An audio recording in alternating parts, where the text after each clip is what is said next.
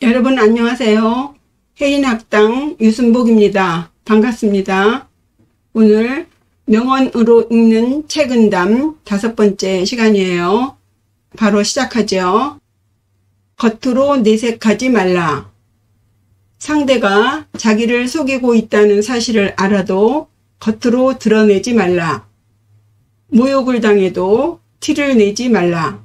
남이 자기를 속인다는 것을 알지만, 모욕을 당하는 것을 알지만 그저 모르는 척하며 태연하게 상대를 관찰하라. 그리하면 상대도 더 이상 나를 속이지 못하고 모욕을 주지 못할 것이다. 이렇게 참고 내색하지 않는 중에 깊은 뜻과 쓰임이 있으니 그리하면 평생 허물없이 지낼 수 있을 것이다. 천지는 만물의 부모이고 이 몸은 작은 소우주이다. 우리의 몸은 작은 천지와 같다. 사람의 마음에는 희노애락의 감정이 있고 좋고 나쁨을 구별하는 양지가 있다. 슬픔과 기쁨에 기준을 두고 행동거지가 법도에 맞으면 건전한 인격을 길러낼 수 있다. 천지는 만물의 부모이니 백성들이 원망하지 않게 하고 만물들로 하여금 재앙을 면하게 하는 것이 바로 화목이고 기상이다. 지나치게 좋아하고 화내지 않으며 기뻐하고 슬퍼함의 절도를 지킨다면 이것이 천지자연의 이치에 순응하는 것이다. 혈육지간의 사랑은 당연한 것이다. 어버이가 자식을 사랑하고 자식이 어버이에게 효도하며 형은 동생을 친구처럼 사랑하고 동생은 형을 공경하는 이러한 사랑은 원래 해야 하는 것이므로 굳이 감격할 것이 아니다. 그러니 부모가 은혜를 베풀었다 해서 자식이 갚지 않는다고 원망하고 자식이 은혜를 받았으니 보답해야 한다고 생각한다면 그것은 길거리에서 물건을 사고 파는 행위와 다를 바가 없다. 부모는 자상하고 자식은 효도하며 형제가 우애 있게 지내는 것은 자연스러운 것이지 억지로 계산해서 하는 것이 아니다. 겸손하면 모욕을 당하지 않는다. 아름다움이 있으면 반드시 추함이 있는 것이니 이것은 상대적인 것이기 때문이다.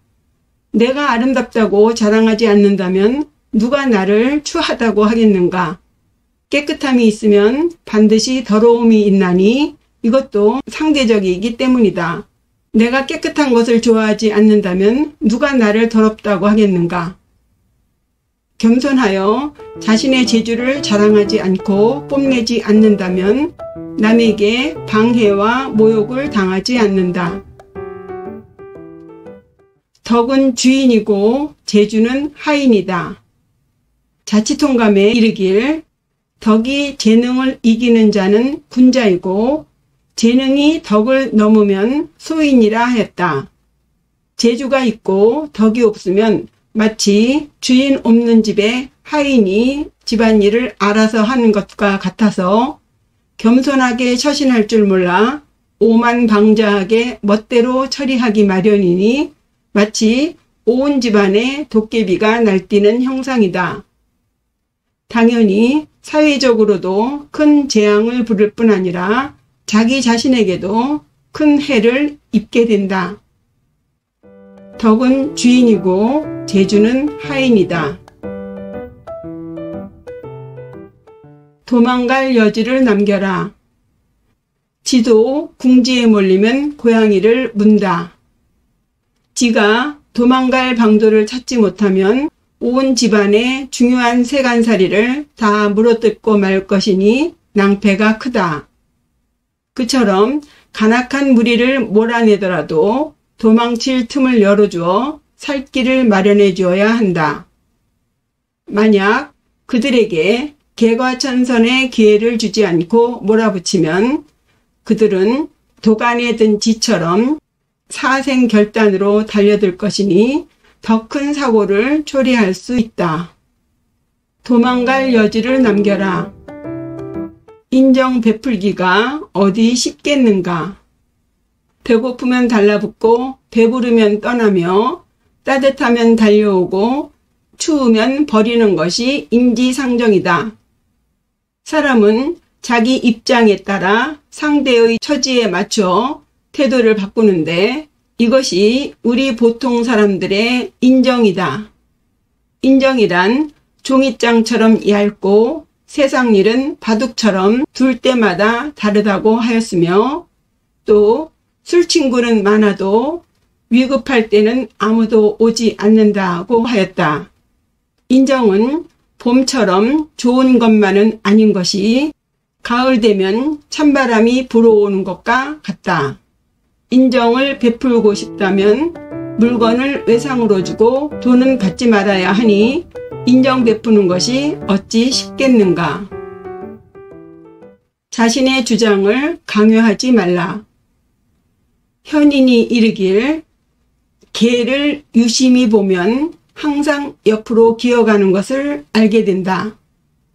눈앞에 일이 벌어지더라도 함부로 자신의 생각을 말하지 말고 물어보아도 대답하지 않으며 실없이 참견하지 말고 일이 없으면 일찍 집으로 돌아가라 하였다. 매사에 냉철한 시각으로 사물을 관찰하되 함부로 자신의 주장을 남에게 강요해서는 안 된다.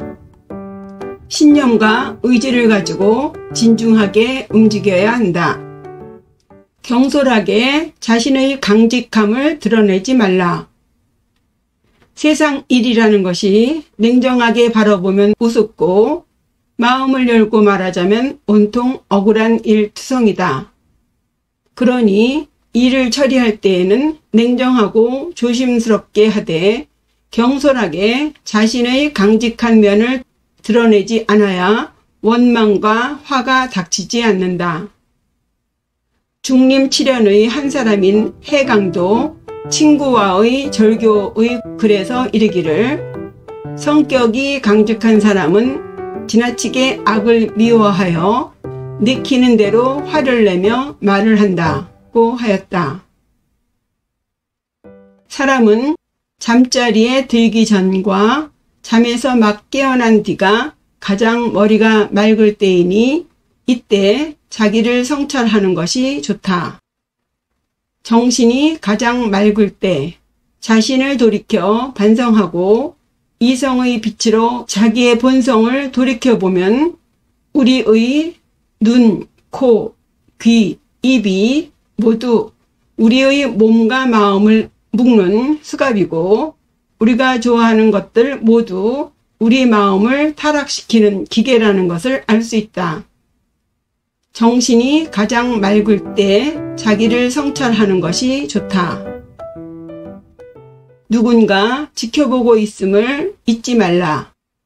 높은 곳에 앉아 이슬을 먹고 있는 매미는 뒤에서 자신을 노리는 사마귀가 있음을 알지 못하고 사마귀는 그 위에 참새가 자신을 노리고 있는 것을 모르며 참새는 아이가 돌팔매질로 자기를 잡으려는 것을 모르고 또 그것을 보는 사람은 이슬에 옷이 적시고 있다는 사실을 모른다.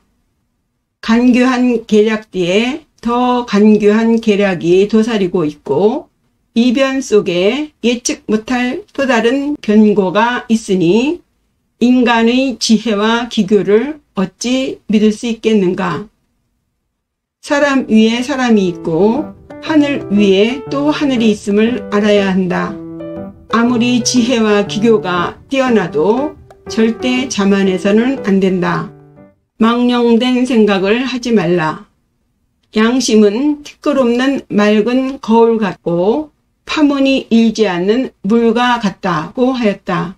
수면에 물결이 일지 않으면 저절로 잔잔해지고 거울에 먼지가 없으면 저절로 맑아지듯이 사람의 마음은 본래 맑고 깨끗한 것이다.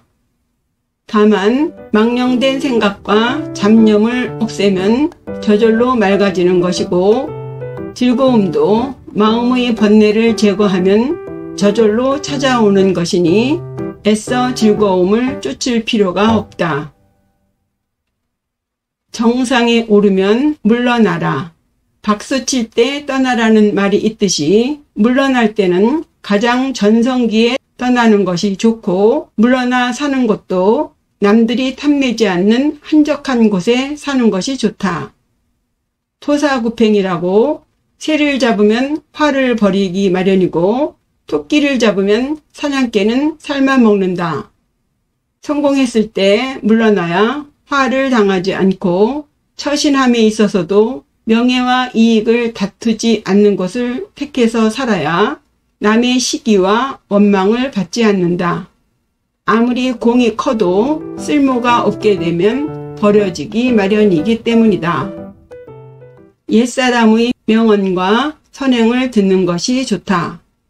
세상 사람들과 사귀기보다는 깊은 산의 늙은이를 벗삼는 것이 좋고, 고관대작의 집에 머리를 조아리기보다는 가난한 촌부와 친한 것이 좋으며, 거리의 근거 없는 뜬소문을 들으며 남을 헐뜯기보다는 목동이나 초동의 노랫가락을 듣는 것이 좋다. 요즘 사람들의 부도덕함과 허물을 이야기하기보다 옛사람의 명언과 선행을 이야기하는 것이 좋고, 화근을 부르기보다는 덕을 쌓는 것이 100번 좋은 일이다. 도덕심은 가업을 지키는 데 기본이다. 기초가 튼튼하지 않은 집이 오래가지 않듯이 가업을 영원히 유지하려면 덕을 돈독하게 쌓아야 한다. 나무의 뿌리가 단단히 심어져야 가지와 잎새가 무성해지는 것과 같이 정신이 건전하면 자손이 끊어지지 않으며, 마음이 선량하면 자손이 세세생생 그 은혜를 받는다. 어찌 썩은 뿌리의 나무에 무성한 가지와 잎을 기대할 수 있겠는가? 후덕한 마음은 가세를 번성케 하는 뿌리이다. 자기 것을 소홀히 여기지 말라. 주역에 이르길, 자기 입에 음식을 담고는 남의 음식을 보고 침을 흘린다는 말이 있다. 이것은 많은 재산을 두고도 남의 문전에서 거지 흉내를 내는 것과 같다. 속담에도 남의 떡이 더 커 보인다고 하지 않는가? 남의 것과 비교할 것도 없고 자기 것이 보잘것없다고 의기소침할 것도 없다. 천하 만물은 각각 나름의 존재 가치가 있으니 자기 것을 귀히 여겨 자신의 삶을 충실히 살아가는 태도가 중요하다. 팔불출. 팔불출은 남에게 내보이면 안 되는 8가지를 말한다. 자랑하면 안 되는 것 8가지 중에 첫째는 돈 자랑이다. 돈 자랑을 하려면 반드시 자랑한 만큼 써야 하는 것이 당연한데, 돈만 실컷 흔들어 놓고 쓰지 않으면 내 돈 훔쳐가라는 신호이다. 둘째, 자식 자랑이다. 자식을 자랑하면 분명 시기 질투하는 사람이 있기 마련이다.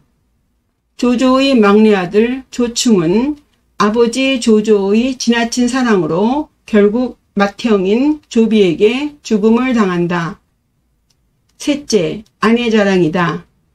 아내를 자랑하는 것은 내 아내를 훔쳐가라는 말과 같으니 매우 어리석은 사람이다. 도덕은 모든 사람들이 추구하는 것이고 사람마다 마땅히 해야 하는 것이니 개인의 품성에 따라 이끌어야 한다. 학문 또한 날마다 먹는 밥과 같이 세상사를 자세히 보면 모든 것이 배움이다. 만물의 변화에 따라 수시로 자기를 경계하고 노력해서 배워야 한다. 옛사람의 말과 자신의 처신을 별개의 것으로 생각하지 말고 내 마음대로 행하면 어떻게 될 것인가를 잘 따져보아라. 마음을 비우고 배움에 임하면 그곳에 바로 학문이 있는 것이다. 좋은 것을 보면 배우고 나쁜 것을 보면 경계해야 한다. 남은 용서하되 자신은 용서하지 말라. 자신에게 엄하고 남에게는 관용을 베풀어야 한다. 자신이 공경에 처하면 굳센 의지와 인내력으로 벗어나야 하지만 공경에 처한 사람을 보면 반드시 손을 뻗어 구해야 한다. 언제나 남을 용서하라는 말로 스스로를 깨우치고 남에게 관용을 베풀어야만 삶에 어려움이 없다고 하였고, 남에게 강하지 않는 것이 진정 어진 사람이고 자신을 용서하지 않는 자가 진정 강한 자이다 라고 하였듯이, 남의 잘못은 용서하고 자기 잘못은 용서하지 말라. 자기 어려움은 참아도 남의 어려움은 참지 말라. 대접받음과 업신여김의 차이.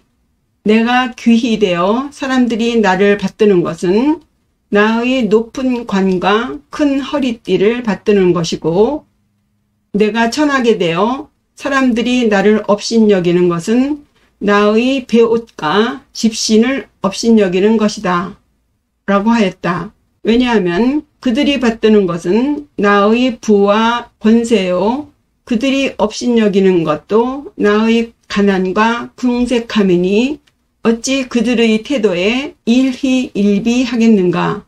부귀와 명예는 본래 내 몸 밖의 것이니 대접받는다고 기뻐할 것이 없고 무시받는다고 걱정할 것이 없다. 소동파의 시중에 잠에서 깨어보니 담장 모퉁이 허물어진 곳에 덩굴이 뻗었구나. 어린 제비가 처마 밑에 찾아들고 파리는 문구멍을 날아드네. 쥐를 위해 밥을 남기고 불나비가 가엾어 등불을 끊어라. 요지경 세상이 우습기도 하니 나는 소승승인가 보다 라는 구절이 있다. 인간의 이러한 자비심이 만물을 생장하게 하는 힘일 것이다. 인간에게 이런 자비로운 마음이 없다면 흙이나 나무와 뭐가 다르겠는가. 자비심을 가져라. 이상으로 명언으로 읽는 책은담 5번째 시간 마치겠습니다. 구독과 좋아요, 댓글 잊지 마시고요. 시청해 주셔서 감사합니다. 안녕히 계세요. 시청해 주셔서 감사합니다. 안녕히 계세요.